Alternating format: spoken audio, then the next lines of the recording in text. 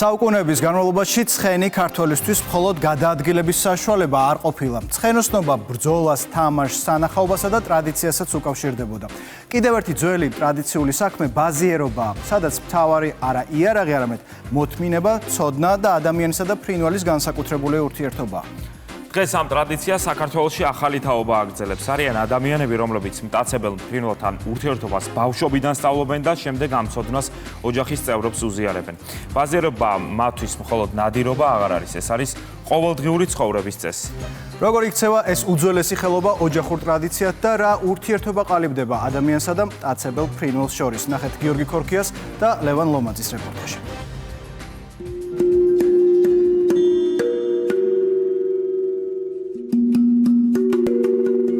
არანაირი იარაღი, მხოლოდ ფრინველი და ძაღლი. ეს ბაზიერობის დაუწერელი კანონია. მტაცებელი ფრინველით ნადირობას თან არ ახლავს არანაირი სროლა და ხმაური.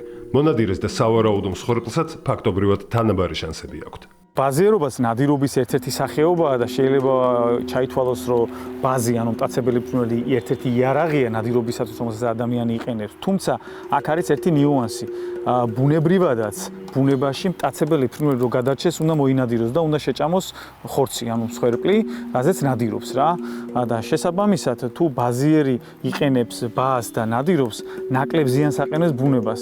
გამომდინარე იქიდან, რომ იმაზე მეტს ფრინველი არ დაიჭერს, რამდენი თვითონ არ ჭირდება, ეს ერთი და მეორე ის არის, რომ ნაკლებ ზიანს აყენებს, გამომდინარე იქიდან ან დაიჭერს, ან არ დაიჭერს. გარეული ფრინველის გაწვრთნასა და გამოზრდაში ბაზიერები ოჯახებით არიან ჩართული. ლევანის შემთხვევაშიც ასეა. შევარდნების მოვლაში მას თავისი მეუღლე, თეკლეც ეხმარება, რომელსაც ეს საქმიანობა ასევე ოჯახურად მოსდევს.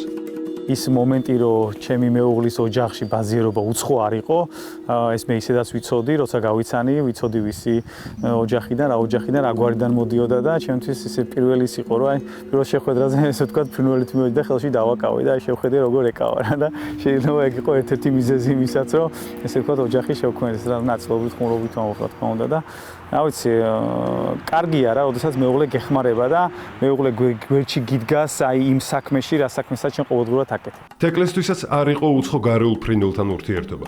ლევანის გატაცებამ კი მის ჰობის კიდევ უფრო მეტი ინტერესი შესძინა. ჩემი კავშირი ბაზიერობასთან ჯერ კიდევ ჩემი წინაპრებიდან იწყება. ჩემი დიდი ბაბუა ივანე გეგნავა გახდათ გეჯეთის აზნაური. მოგეხსენებათ, გეჯეთი ცნობილი არის კოლხური ხოხბის პოპულაციით. და ბაბუა ხშირად მიყვებოდა, რომ ის ნადირობდა, ბაზიერობდა, მიმინოთი, ქორით. გარდა ამისა, მე და ჩემი და მამას ხშირად დავყავდით ფესტივალებზე, შეჯიბრებებზე. თუმცა სიმართლე გითხრათ, აქტიურად ამ საქმეში მას შემდეგ ჩავერთე, რაც ჩემი მეუღლე გავიცანი. ეს უკვე ჩვენი ყოველდღიურობის ნაწილია. ჩვენთვის ფრინველი არის ჩვენი ცხოვრების განუყოფელი ნაწილი. ჩემთვის ეს არის ბევრად მეტი ვიდრე ჰობი. მტაცებელი ფრინველის მოვლა შინაურ პირობებში არ არის მარტივი საქმე. ნადირობის სეზონის დადგომამდე შევარდენსაც, ქორსაც და მიმინოსაც ხშირად სჭირდებათ ფრთების გაშლა. უბრალოდ ცოტა ხნით აშვება და ნადირობის სიმულაცია. ყველაფერს ემატება მათი კვებაც, რასაც ასევე დიდი ყურადღება ექცევა. ფრინველს სჭირდება პირველ რიგში კვება, მხოლოდ ხორცეულით იკვებება და შესანახადაც იაფი არ არის ნამდვილად. თუმცა, რა თქმა უნდა, ჩვენთვის ეს ბევრად მეტია ვიდრე უბრალოდ ფრინველი. ჩვენი ოჯახის წევრია ფაქტიურად. ბაზიერები ფრინველებთან ერთად პერიოდულად ასე იკრიბებიან, ცეცხლის გარშემო ხდებიან და უბრალოდ საუბრობენ. პატრონის ხმა და მასთან სიახლოვეც თავად ფრინველზე კარგად მოქმედებს. დავიცაც, რომელიც ერთ-ერთი ყველაზე გამოცდილი ბაზიერია, ასეთ შეკრებებზე თავისი შვილი ნინო ყოველთვის თან დაყვება. ეჩვევა ფრინველს, სწავლობს მასთან ურთიერთობას, აკორდება სხვა მონადირეების ქცევებსაც. ჩვენ რო სადღაც გავდივართ და თუ ჩვენ ამ ნადირობის პროცესია, თუ გაწვრთნის პროცესია, თუ რაღაცა არის, იქ ქალიშვილი არ არის ეგ. ეგ არის შენი მეგობარი და გვერდზე გიდგას რა. ქალიშვილი სახში. რო გადიხარ უკვე მეინდორშია თუ სანადირო იმიტაციას აკეთებ თუ რაღაცას წვრთნის პროცესია თუ რაღაცა არის, იქ ყველა თანაბარია, ყველამ უნდა იცოდეს, რომ ეს ასეა და ეგ მამა და შვილო და რამე ეს დავტოვოთ სახში, გავიდეთ, დავისვენოთ, ვისიამოვნოთ, მოვიდეთ სახში, გავაგრძელოთ ჩვეულებრივი მამა-შვილური ურთიერთობა.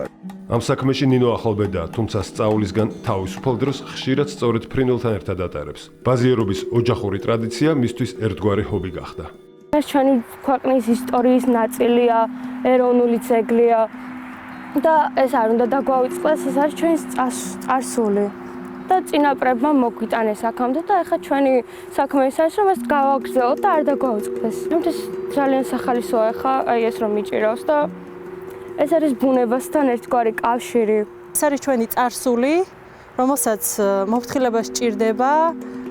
ეს არის კულტურის დიდი ნაწილი და ფიქრობ, რომ ყველა ქართველი უნდა ამაყობდეს ამით. როგორც თავად ბაზიერები ამბობენ, ისინი ფრინველს კი არ იმორჩილებენ, არამედ მასთან მეგობრობას სწავლობენ, რასაც დრო, მოთმინება და მათი სიყვარული სჭირდება. ეს არის ტრადიცია, რომელიც ხელოვნების დონეზეა აყვანილი.